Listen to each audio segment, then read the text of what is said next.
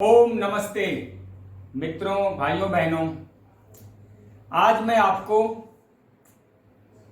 Corona या जितने भी इन्फ्लुएंजा संबंधी डिजीज हैं उसका मैं संपूर्ण उपचार बताने जा रहा हूं।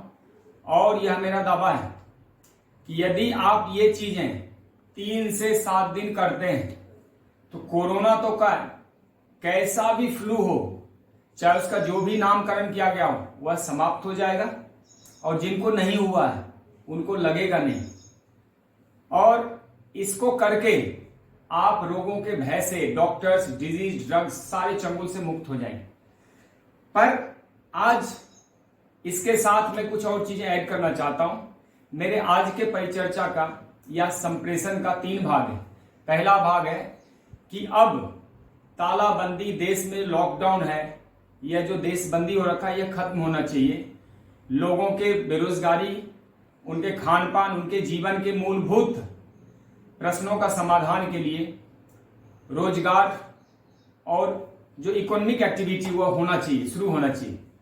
दूसरा है, मैं कुछ आपके सामने फैक्ट रखूंगा कि मेडिकल साइंस के माध्यम से आप या दुनिया का कोई भी देश कभी भी किसी वायरस पे विजय प्राप्त नहीं कर सकता। और तीसरा, मैं सारा समाधान आपको बताऊंगा। आप घर में बैठ के, जो आपके घर में ऑलरेडी उपलब्ध है, आपको कहीं पाना नहीं, वह आप कोरोना से लड़ सकते हैं। तो मैं शुरुआत करता हूं कि आपके रोगों का इलाज औषधालय में नहीं है, भोजनालय में। उसको ठीक कीजिए, भोजनालय ठीक करें, अस्पताल में नहीं, थाल में। देखिए, हमारी हिंदू जीवन पद्धति कहती है, आसिंधो सिंधु पर्यंता यस्य भारत भूमिका पितृभू पुण्य विरचौ सब हिंदू रीति स्मृता। यानी जो सिंधु नदी के तट के आसपास या इस तरफ वास करने वाली जो सभ्यताएं विकसित हुई थी, उस भूमि को जो पुण्य भूमि माने, अपना पितृभूमि, मातृभूमि माने, वह सब हिंदू है। और ये जो हिंदू जाति है, दरअसल हिंदू धर्म नहीं है, धर्म तो सत्य सनातन वैदिक आर्य धर्म है। हिंदू जो जीवन पद्धति है उसमें 2 चीजें प्रमुख हैं। यदि आप 2 चीज मान गए, समझ गए, तो चीजों का ऐसे ही समाधान हो जाता है। पहला है जो पुनर्जन्म में विश्वास करे। हिंदू मतलब जो पुनर्जन्म में विश्वास करे। हमारे जितने भी शास्त्र है, जितने भी हमारे ऋषि मुनि जिन्होंने भी भाष्य लिखा है, उन्होंने सबने कहा है कि पुनर्जन्म। उससे 2 फायदे हैं। पहला तो आदमी वो पाप करने से बचता है कि हमें आगे दंड भोगना पड़ेगा। दूसरा, पुण्य भी करता है ताकि मुझे आगे उसका लाभ मिलेगा। अब दूसरा, जो प्रकृति की सुरक्षा करे, जो प्रकृति की पूजा करे, वही हिंदू है। यानी हिंदू जो पुनर्जन्म में विश्वास करे, प्रकृति की पूजा करे, प्रकृति की रक्षा करे। गौ, गायत्री, गीता, गंगा, ये जल, जंगल, जमीन, जानवर, पशु, पक्षी सबके साथ एक को एक्सिस्टेंस का जीवन पद्धति बिताए, वही हिंदू है। तो इस हिसाब से भी जितने भी प्राणी है इस संसार में, चाहे अंडज हो, स्वेदज हो, उखमीज हो, जरायुज हो, वह सब आपस में तालमेल बना के जीते। एक दूसरे के बिना जी नहीं सकते, और एक दूसरे के बिना अगर जिएंगे तो दूसरा भी बर्बाद हो जाए। ये चारों इंटरडिपेंडेंस हैं। यह चारों एक दूसरे के ऊपर अन्योन्याश्रित है। तो एक बातें तो ये हो गई, आप इसको समझें। अब मैं आ रहा हूं मेडिकल साइंस के ऊपर। देखिए, मेडिकल साइंस कहता है कि 1.5 साल में टीके बनेंगे। तो आज जो मलेरिया का, ये कालाजार का, ये कोई और ड्रग्स चलाए जा रहे हो, क्या है? जब टीके ही नहीं है तो ड्रग्स क्यों चलाए जा रहे हैं? तो एक तो उनको और हेल्थ हैजार्ड्स पैदा होगा, हेल्थ संबंधी समस्याएं। फिर वहां पे जो क्वारंटीन किया जाता है उसमें धूप, हवा, ये सब का संपर्क नहीं होता है। यह हमारा जो शरीर है ये 5 तत्वों से बना हुआ है, और इसका उपचार यही 5 तत्वों से ही संभव है। जैसे आपका मोबाइल या कोई मशीन, टीवी टूट गया तो आप उसको टीवी वाले से ही रिपेयर करवाते हैं, आप उसे लोहार के पास नहीं ले जाते। उसी प्रकार जब ये शरीर बीमार होता है, शरीर में कोई चलो वायरस अटैक हो जाता है, तो इसको प्रकृति के माध्यम से ठीक करना चाहिए। आप इसको केमिकल दवाइयां डाल के ठीक करना चाहते हैं, ये तो प्रकृति के खिलाफ है, और इससे स्वास्थ्य तो मिल नहीं सकता। दरअसल स्वास्थ्य जो है वह एक शिक्षा ही है। यदि आप शिक्षित हो जाते हैं, चीजों से सजग हो जाते हैं, होशपूर्ण हो जाते हैं, तो स्वास्थ्य तो ऐसे उपलब्धि है। स्वास्थ्य को कहीं पाना नहीं है, वो गया कहां? वो तो ऑलरेडी है।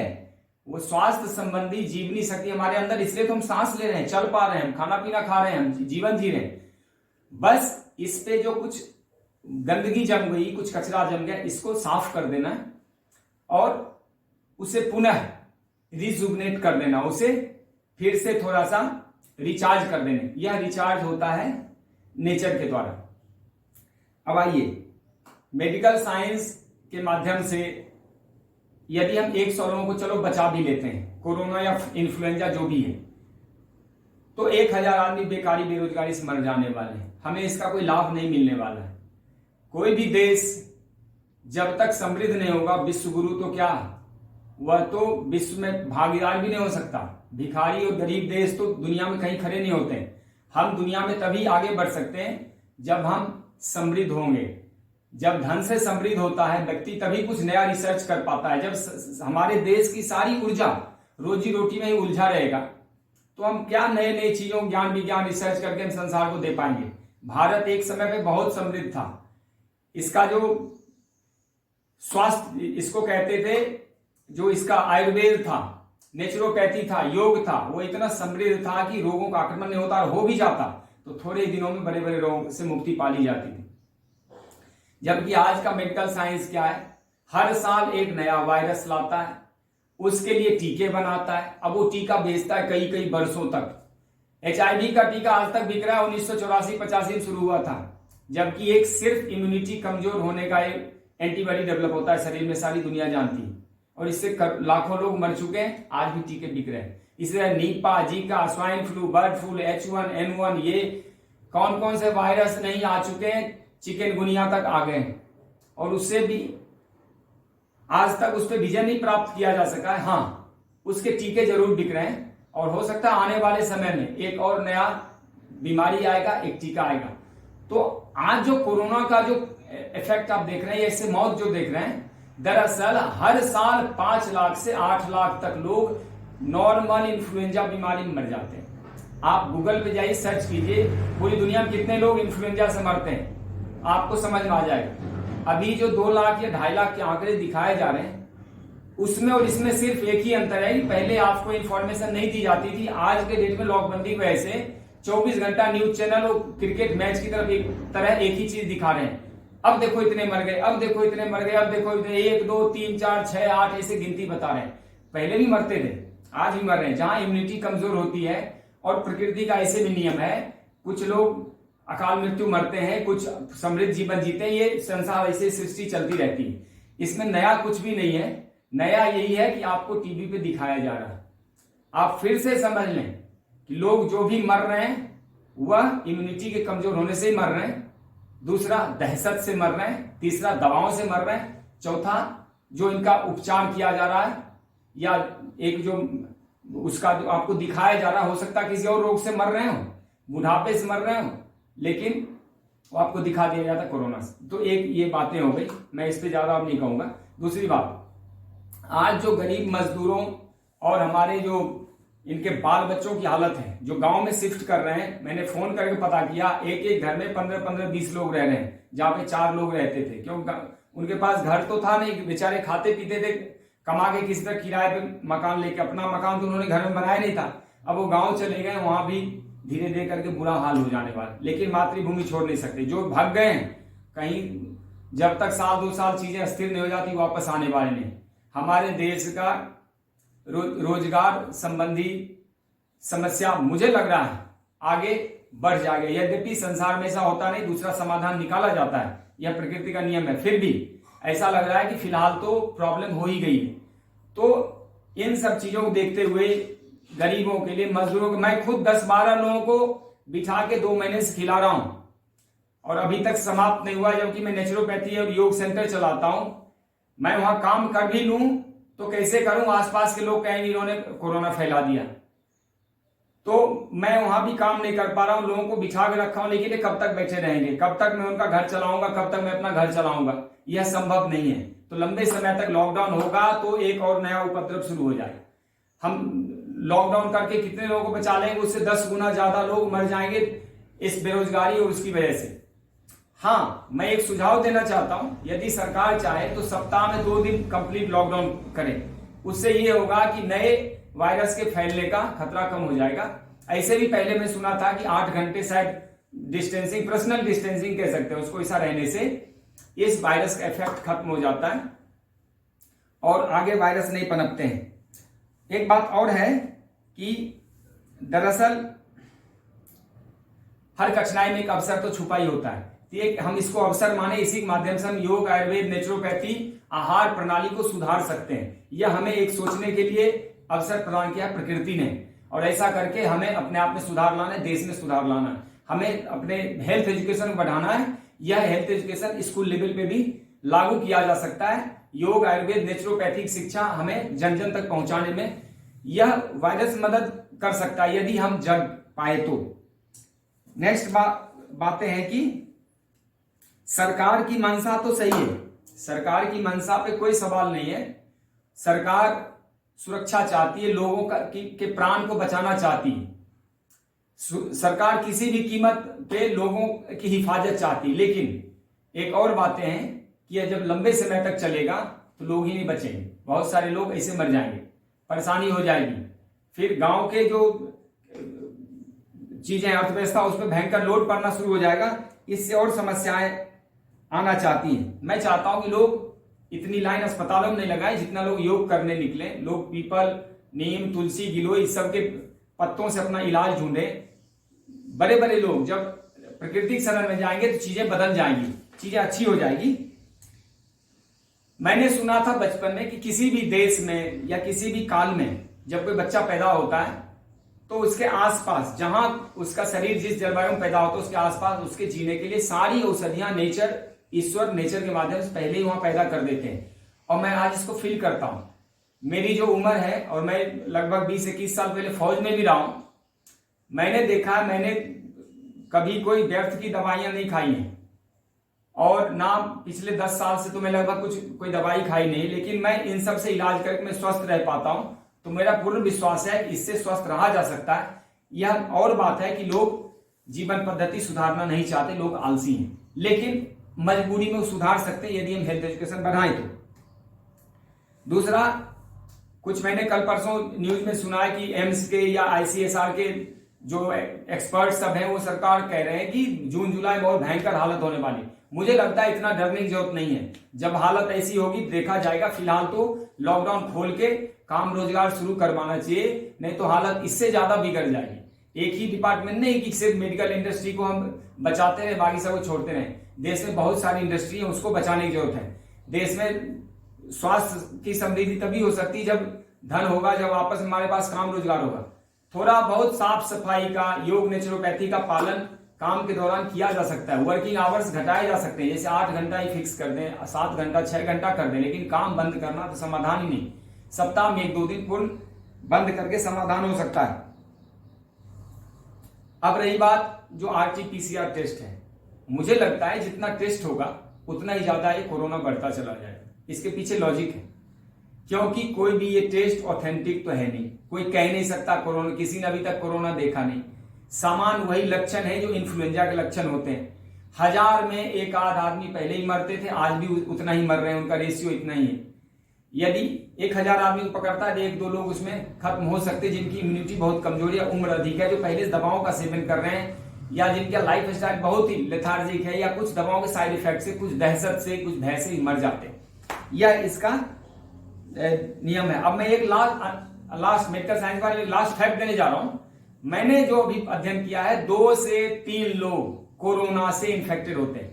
मैं जो अभी अध्ययन कर पा रहा हूं, जो उपलब्ध आंकड़े हैं, आपके गूगल पे भी हैं, 2 से 3 लोग कोरोना से संक्रमित होते हैं। एक आदमी 2 से 3 लोगों को फैला सकता है, लेकिन टीबी 17 लोगों को संक्रमित करता है। हमारा असली दुश्मन टीबी है। एक आदमी को टीबी होता है तो 17 लोगों को बांटता है, फैलाता है। जिनकी इम्यूनिटी कमजोर होती है वही उसको अट्रैक्ट कर लेता है, वायरस उसके पास पहुंच जाता है।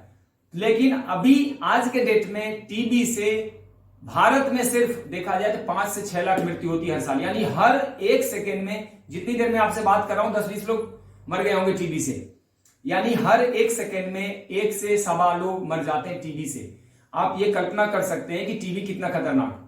हर सेकेंड 1 लोग, लेकिन उनके चूंकि आंकड़े टीबी पे नहीं आ रहे हैं, इसलिए हमें पता नहीं चलता।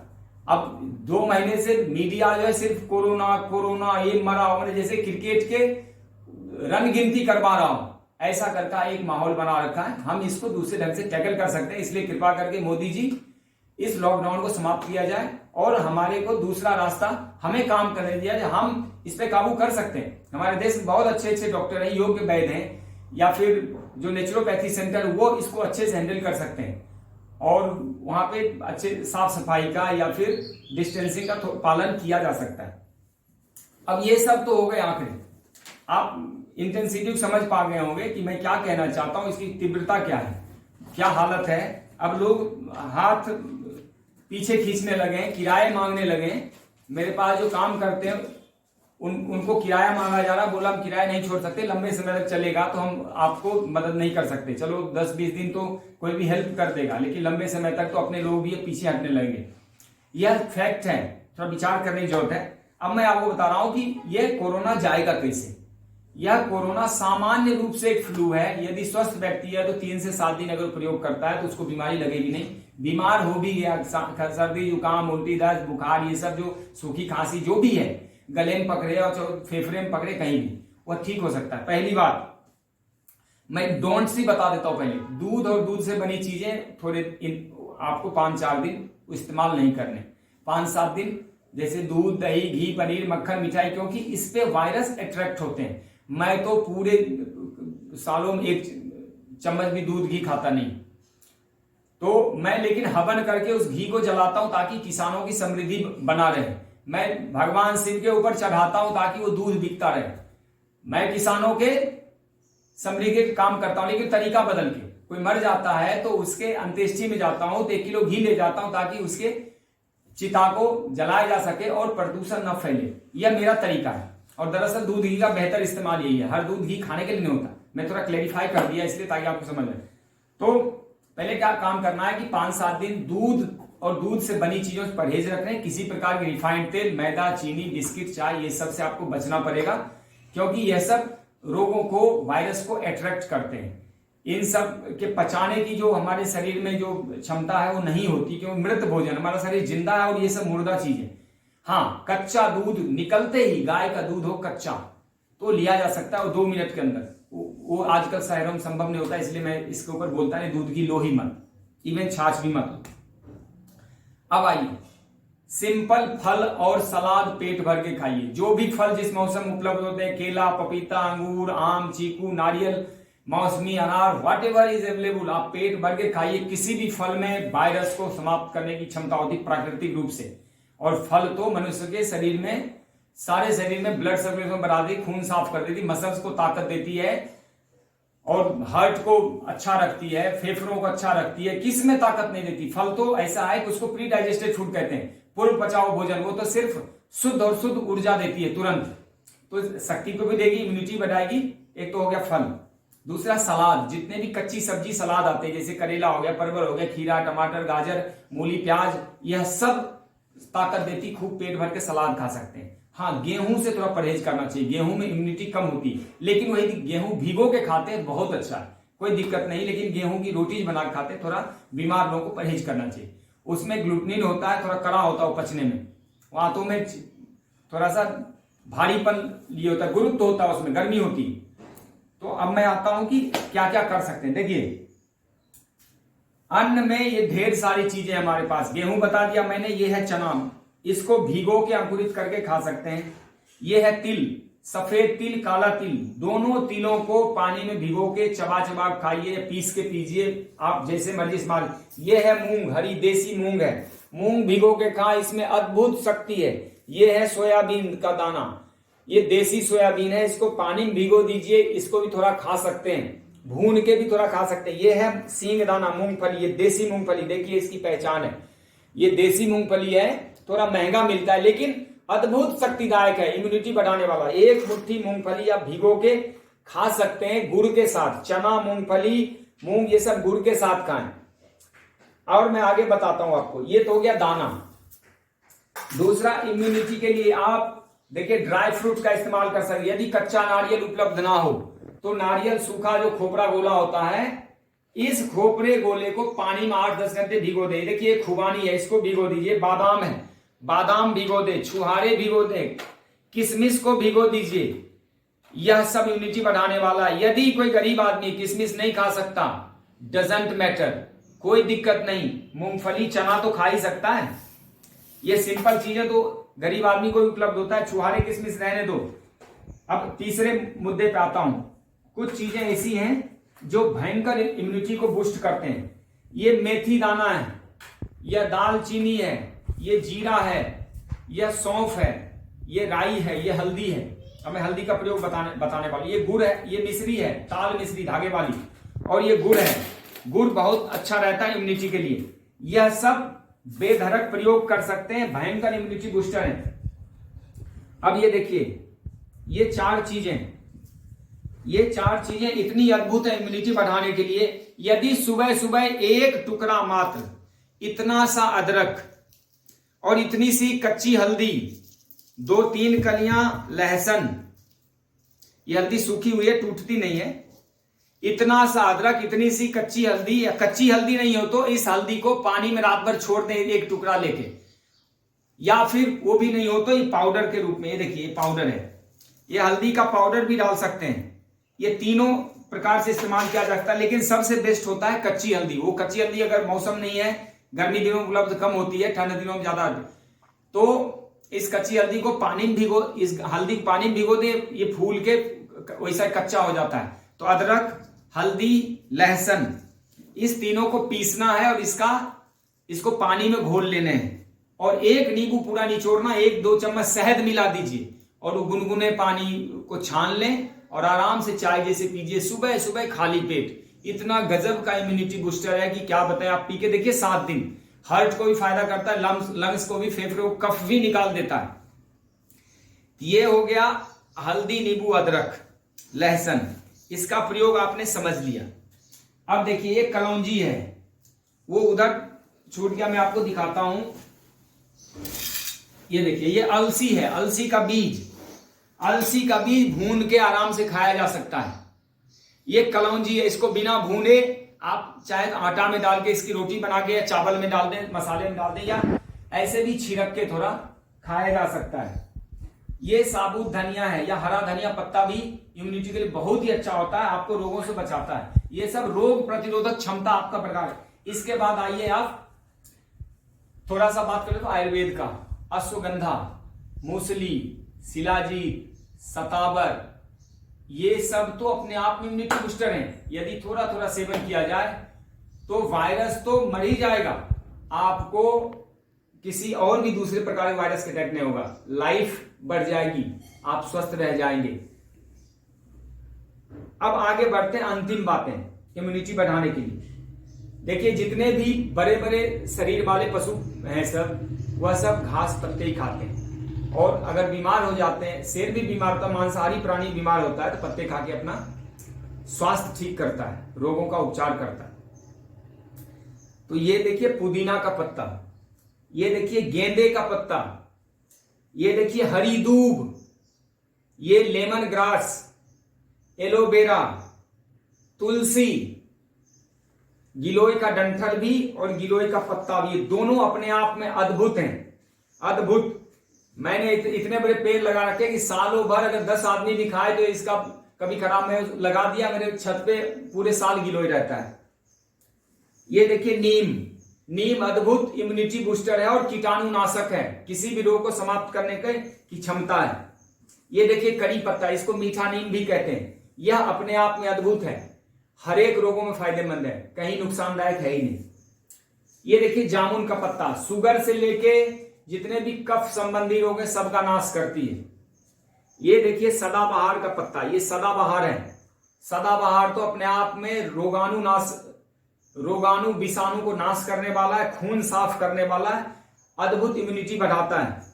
कोरोना तो क्या, और भी इसका कोई वायरस का दादा भी आ जाए तो समाप्त हो जाएगा। ये देखिए गुड़हल के पत्ते, इतना अद्भुत है गुड़हल का पत्ता कि पथरी तक निकाल देता है ये, और इम्यूनिटी बढ़ाता ही है, शरीर को शुद्ध रखता है, खून भी साफ करता है। इसके फूल भी खाए जा सकते हैं, गेंदा का भी फूल खाया जा सकता है। ये देखिए नींबू का पत्ता, ये देसी नींबू मैंने लगा रखे हैं, मैंने बहुत कुछ लगा रखे हैं, देसी नींबू है, इसके पत्ते को यदि आप पीस के 2-4 पत्ते ऐसे ही चूस के भी खा लेते हैं, अद्भुत है। ये देखिए बेल का पत्ता, यद्यपि अभी बहुत अच्छा बेल का पत्ता नहीं, लेकिन औषधीय रूप में यूज कर सकते हैं। त्रिपत्र होता है, बेलपत्र भगवान शिव को चढ़ाया जाता है। इतना अद्भुत है इसकी कहानी। औषधीय गुण तो इसके फल में भी बहुत गजब की है, इसके छाल में भी और इसके पत्ते में भी। बेल का पत्ता, ये देखिए आंवले का पत्ता, जितना गुण आंवले में है उतना ही गुण आंवले के पत्ते में है। आंवले का पत्ता, ये देखिए मकोई, पुनर्नमा, भूमि आंवला, मकोई, ये तो इसी से तो लीवर की सारी औषधि बनती है और भूख बढ़ाती है, पाचन मजबूत करती है, खून साफ करती है। देखिए मकोई, इसको मकोई कहते हैं। मैं इसकी पहचान और बता देता हूं। ऐसा ऐसा लाल लाल इसके दाने होते हैं। इस दानों को भी लोग खाते हैं। हम लोग बचपन में बहुत दाने खाते थे, जब गाय चराने जाते थे दाने खाते। तो ये सब चीजों में से जो भी आप कर सकते हैं, 30, 40, 50% भी कोरोना वायरस का उपचार हो जाए। कोरोना तो छोड़ो, कोरोना मैं इसको एक फ्लू मानता हूं। ये उसी प्रकार का फ्लू है जैसे H1N1 था, या जीका मीका था, निपाह था, या फिर स्वाइन फ्लू, बर्ड फ्लू, ये और कौन कौन से फ्लू, जितने भी इन्फ्लुएंजा संबंधी रोग हैं वही है। ये कुछ भी अलग नहीं है। और याद रखिए, आने वाले 1 साल बाद कोई कोरोना की याद भी नहीं करेगा। ये चैप्टर समाप्त हो जाएगा, एक नए वायरस आएंगे, एक नया ड्रामा होगा। ये इसे पर्दे के पीछे खेल चलता रहता है। WHO जब नहीं था तब भी हम थे, हमारे पूर्वज थे, और WHO नहीं रहेगा तब भी हम रहेंगे। प्रकृति हमें जीवन देती, प्रकृति हमें श्वास देती है, WHO नहीं देता। हाँ, इतना जरूर हुआ मेडिकल साइंस के माध्यम से कि साफ सफाई के बारे में जागृति आई है। जो खासकर प्रसूति होते हैं, प्रसव होता है, उसमें बहुत चीजों का सुधार हुआ। एक्सीडेंट केस में सुधार हुआ। अटैक, जो कोई इमरजेंसी सर्विस, हेल्थ सर्विस, उसमें बहुत। मैं धन्यवाद करता हूं मेडिकल साइंस का कि उन्होंने इमरजेंसी सर्विस में बहुत अद्भुत कार्य किया है। उन्होंने ये जो प्रसव संबंधी कार्यों में महिलाओं के हेल्थ के ऊपर पूरी दुनिया भर में काम किया, सराहनीय है। लेकिन हर चीजों का इलाज एलोपैथी में नहीं है, ये आपको मानना पड़ेगा। प्रकृति ऐसे ही हर गुण एक ही व्यक्ति में नहीं भरती, हर चीजों में उपचार नहीं भरता। मतलब एक हर रोग का उपचार एक ही पैथी से नहीं हो सकता।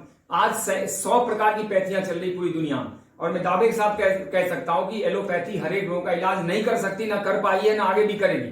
कुछ इलाज आयुर्वेद में है, कुछ नेचुरोपैथी में है, कुछ योग में है, कुछ धूप सेवन में है, कुछ प्राणायाम में है, और कुछ इलाज तो होम्योपैथ में है, कुछ और भी दूसरे पैथी में, तमाम पैथी है, कुछ रेकी हीलिंग में है, कुछ मंत्र प्रार्थना में है। मंत्र से भी उपचार होता है, ऑरा क्लीन हो जाता है और ऑरा बहुत मजबूत हो जाता है। एक और उपचार बता देता हूं, यदि किन्हीं को कफ ज्यादा बन रहा हो तो सुबह सुबह गुनगुना पानी, नींबू निचोड़ के पानी पी लें और उल्टी कर दें, कफ साफ हो जाएगा। नेति करें, गर्म पानी में पैर डुबो के स्नान करें।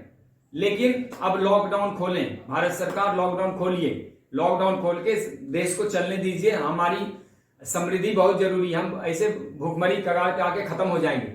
कुछ फिर ऐसा है कि हम उसको रिकवर करने में पूरी और शक्ति लगाएंगे और बीमार हो जाएंगे। तो कम से कम इतना पीछे ना ले जाए कि हमें फिर आगे बढ़ने के लिए बहुत तेज दौड़ लगाना पड़े।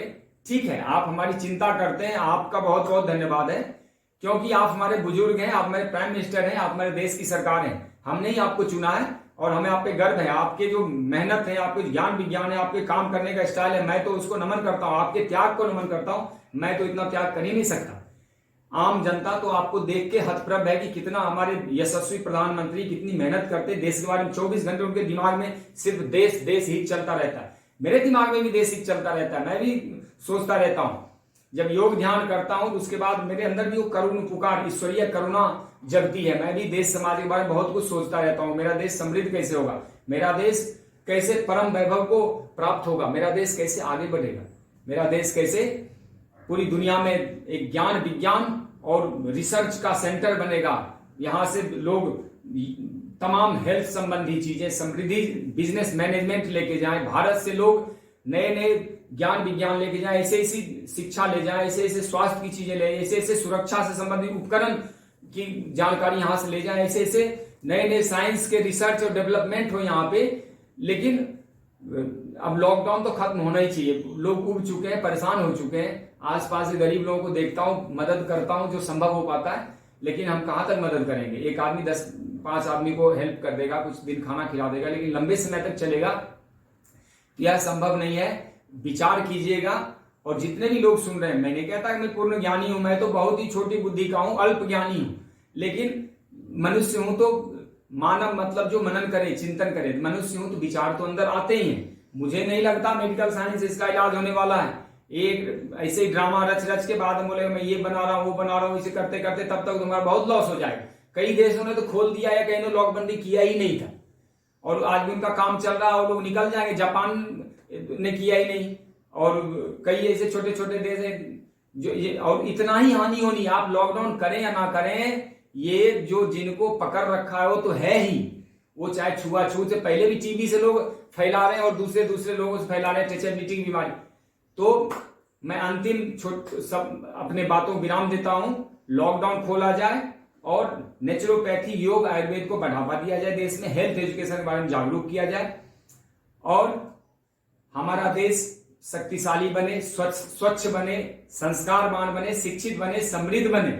मैं इन्हीं कामनाओं के साथ जय हिंद, जय भारत, सबका कल्याण हो, सर्वे भवन्तु सुखिनः, सर्वे सन्तु निरामयाः, सर्वे भद्राणि पश्यन्तु, मा कश्चित् दुःखमाप्नुयात्। ओम, धन्यवाद, नमस्ते।